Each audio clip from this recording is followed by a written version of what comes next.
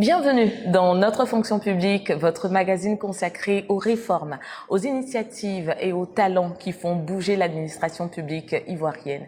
Cette semaine, notre émission célèbre l'excellence dans la fonction publique à l'occasion de la cérémonie de remise des 2e et 3e prix nationaux d'excellence 2025 qui récompense l'administration publique la plus innovante et surtout le meilleur fonctionnaire et agent de l'État.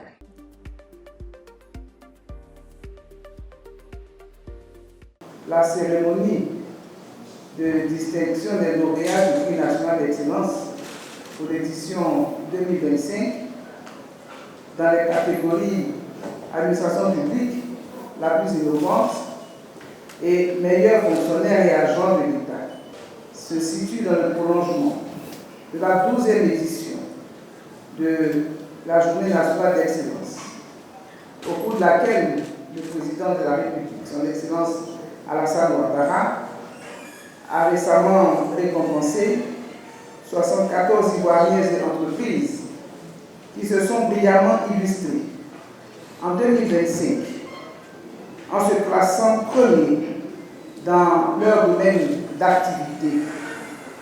Et cela nous offre l'occasion d'honorer les lauréats classés 2e et 3e dans la catégorie spécifique de l'administration publique. Mesdames et messieurs, il est heureux de noter que l'institution de ce prix nous offre chaque année l'occasion de nous retrouver et de réaffirmer notre ambition de construire une administration publique moderne et efficace au service de la nation, au service d'une grande Côte d'Ivoire. Il me paraît important de marquer un point d'honneur pour saluer les efforts de toutes les administrations publiques qui, dans un contexte de défis socio-économiques, travaillent chaque jour à assurer à notre pays une économie viable. Distingués participants à cette cérémonie, la reconnaissance du mérite est un impératif de la bonne gouvernance. C'est un impératif de la gestion participative. Elle inculque aux agents les réflexes de bonne pratique, la conscience professionnelle et un engagement à la mise en œuvre harmonieuse des règles et procédures qui aboutissent à la bonne gouvernance. En cela, la distinction que nous célébrons ce jour dépasse la simple remise de trophées, de diplômes et de chèques. Elle symbolise la reconnaissance de la nation. La reconnaissance de la nation à ces hommes et ces femmes qui se distinguent par leurs engagements et contributions remarquables au rayonnement de notre administration publique. Chers lauréats, je voudrais me tourner vers vous et vous adresser mes très vives et chaleureuses félicitations pour les valeurs d'excellence que vous avez su incarner. Vous êtes, pour cette année, les modèles pour vos collègues, pour vos amis, pour vos familles et plus généralement pour l'ensemble de nos concitoyens. Afin de le demeurer, vous devez continuer de travailler avec acharnement et abnégation dans un esprit de rigueur et de probité. Je vous y encourage fortement. Je profite de cette belle tribune pour exhorter l'ensemble des fonctionnaires et agents de l'État à promouvoir l'excellence en offrant chacun à son poste dans son administration des prestations de qualité au bénéfice de l'usager client pour une administration publique moderne et toujours plus performante. C'est à cela que nous invite le train de cette grande et belle Côte d'Ivoire en marche, sous le leadership toujours inspirant d'un homme, des grands présidents, son Excellence Alassane Ouattara, président de la République de Côte d'Ivoire. Je voudrais renouveler mes vives félicitations aux élus de ce jour et souhaiter la pérennisation de cette célébration qui contribue à renforcer la culture de l'excellence dans toute l'administration publique ivoirienne. Et je crois que cette belle initiative va continuer, étant entendu que les Ivoiriens eux-mêmes se sont inscrits dans cette dynamique d'excellence et de continuité pour une grande Côte d'Ivoire. Je vous remercie. Nous avons le plaisir d'accueillir sur notre plateau Madame Bertine Betibouo. Elle est inspecteur général adjoint au ministère d'État, ministère de la fonction publique et de la modernisation de notre administration. Madame, bonsoir et merci d'être avec nous. Bonsoir Aïssatou, merci de nous accueillir. Merci beaucoup, c'est un plaisir en tout cas de vous recevoir. Alors, la remise de ces prix nationaux d'excellence, on le sait, c'est un moment fort dans la vie de la fonction publique, mais est-ce que vous pouvez revenir justement sur le sens de cette cérémonie et ce qu'elle symbolise? Aux alentours de la fête de l'indépendance, la journée nationale de l'excellence est organisée et tous les secteurs d'activité sont concernés. Et il faut créer un cadre d'émulation au niveau sectoriel.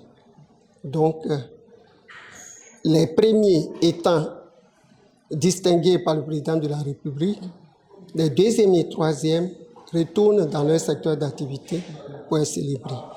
C'est le sens. D'accord. Alors, pourquoi est-ce que la promotion de l'excellence est aujourd'hui un enjeu central dans la modernisation de notre administration? L'excellence vise le résultat. La modernisation vise aussi le résultat. Pour atteindre le résultat, changer de manière de délivrer le service public, il faut être excellent, il faut sortir des sentiers battus. On a besoin de fonctionnaires et de structures qui travaillent avec excellence pour aboutir à la modernisation et nous rapprocher de l'usager client. Pour revenir à cette cérémonie de distinction, parlez-nous à présent de ces critères qui vous ont permis de récompenser les meilleurs fonctionnaires et administrations les plus innovantes. Je voulais dire, pour les deux prix dédiés à l'administration publique, le critère le plus important et le critère qui réunit ces deux prix est l'impact. D'abord, l'impact de l'outil innovant sur le service. L'impact sur la délivrance, la manière de délivrer le service. Pour le fonctionnaire, le meilleur fonctionnaire et agent de l'État, l'impact dans son service et l'impact sur l'usager. Ça, c'est le premier, le principal des critères, c'est le résultat parce qu'il faut aller à la performance. Maintenant, pour les critères individuels, je veux dire spécifiques pour chaque prix, pour le meilleur fonctionnaire et agent de l'État, c'est la responsabilité. Respecter, se soumettre à ses devoirs, les devoirs qui sont définis par le statut général de la fonction publique et les textes subséquents. Et pour l'administration la plus innovante, c'est l'outil innovant. En quoi cet outil, cette manière de fonctionner est-elle innovante? Très bien. Parlons à présent de la notion du fonctionnaire nouveau, tant prônée par Madame la ministre d'État. Et puis d'ailleurs, nous en avons discuté également avec le directeur général il y a quelques semaines. En quoi est-ce que ces prix d'excellence contribuent à concrétiser cette vision? L'excellence contribue à matérialiser le fonctionnaire nouveau. Le fonctionnaire nouveau, d'abord, c'est celui qui est conscient de sa responsabilité et de ses devoirs et qui accomplit son travail pour satisfaire l'usager client, qui est digne, qui sait qu'il représente l'État et qui reste digne dans l'accomplissement de sa mission. Le fonctionnaire nouveau, donc, doit être excellent dans son travail parce qu'il sort des sentiers battus, il va au changement, il fait des efforts. Il fait des efforts et ces efforts-là sont vus par forcément les citoyens. Dans le cadre de son service, d'abord. Oui, et par les usagers clients. Les distinctions, il y en a plusieurs, mais il y en a une qui attire particulièrement notre attention, c'est l'administration publique la plus innovante. D'accord. Alors, quelle place occupe aujourd'hui l'innovation dans la transformation de la fonction publique ivoirienne? Nous sommes à l'ère de la digitalisation. Nous sommes à l'ère de la performance, de la simplification des procédures. On parlait toujours de la lourdeur de l'administration. La transformation, c'est simplifier les procédures pour que l'usager client ait accès à l'administration. Nous sommes à l'ère de la réduction des distances. Alors que nous sommes toujours au même endroit, nous avons la possibilité de saisir celui que nous voulons saisir, l'autorité administrative. C'est pourquoi l'innovation est un élément clé de cette transformation du service public. Pour finir, quel est le rôle de l'inspection générale? L'inspection générale du ministère d'État, ministère de la fonction publique, est chargée de veiller au bon fonctionnement des services publics. Mais de façon générale, je dirais, une inspection générale dans un département ministériel est un organe de régulation en interne. Qui dit régulation, dit conseil, dit réglementation, dit appui, dit contrôle, dit supervision. Et le premier capital pour le bon fonctionnement d'un service quel qu'il soit, ce sont les ressources humaines. Donc l'accompagnement des ressources humaines est très important. Veiller à leur cadre de travail, veiller à ce qu'ils soient compétents, performants pour délivrer le service dans de bonnes conditions. Merci infiniment, Madame Gbetibo, d'avoir été notre invitée de cette semaine. Quant à vous, chers téléspectateurs, nous vous donnons rendez-vous le mercredi prochain, juste après le JT de 20h, bien sûr, sur RTI 1. Et puis, n'hésitez pas à consulter le site www.fonctionpublique.gouv.ci. Allez, à très bientôt.